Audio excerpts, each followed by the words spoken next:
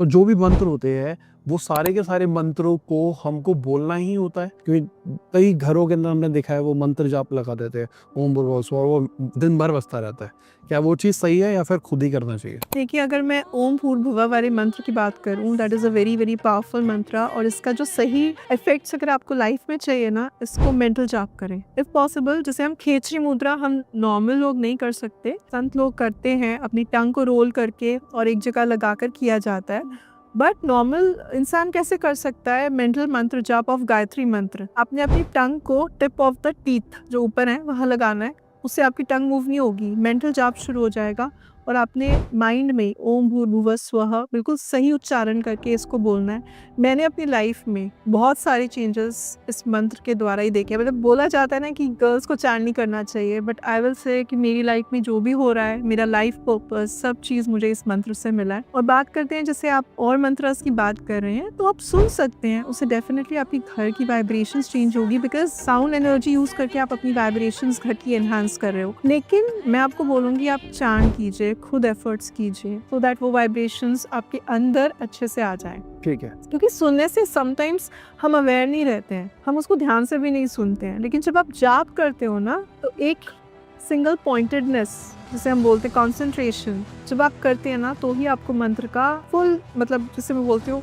100% result मिलता है। तो क्या कोई भी चीज़ को जो हम कर रहे हैं, चाहे रेमेडीज हो, मंत्र हो, कुछ भी हो, क्या उसको करने का कोई स्पेसिफिक टाइम होता है या फिर कभी भी कर सकते हैं, या कोई स्पेसिफिक टाइम या डे करे तो उसके रिजल्ट मल्टीप्लाई हो जाएगी? जी बिल्कुल, बहुत, ये मैं आपसे स्वर विज्ञान की अब बात कर रही हूँ, और ये हमारा बहुत ही पुरातन विज्ञान है, जिसे हमारे ओल्डन डेज में लोग यूज़ करते थे, और हमें शायद अभी इस जनरेशन को नहीं पता, तो मैं ये आपसे आज शेयर कर रही हूँ। देखिए, जब भी शुक्ल पक्ष होता है, शुक्ल पक्ष क्या होता है? अमावस्या के बाद वाले दिन। तो इन डेज आप कोई भी कार्य, पहले मैं ये बता देती हूँ, इससे पहले मैं बता देती हूँ, हमारी दो नाड़ियाँ होती है, ईदा और पिंगला। जो पिंगला होती है वो हमारी राइट साइड ऑफ नॉस्ट्रिल होती है, जिसे सूर्य नाड़ी भी बोलते हैं, और इसका जो स्वभाव है वो है अग्नि वाला, हॉट।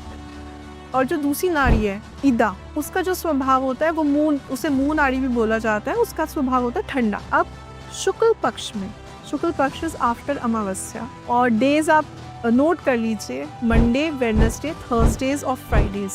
इन दिनों जब आपकी ईदा नाड़ी, that is left nostril, active है, और इस टाइम आप कोई भी कार्य कर रहे हैं, तो बहुत ही ज़्यादा प्रोबेबिलिटी है कि आपको जो भी आप काम कर रहे हैं ना, उसमें आपको सक्सेस मिले, बहुत ज़्यादा प्रोबेबिलिटी बढ़ जाती है इस चीज़ की।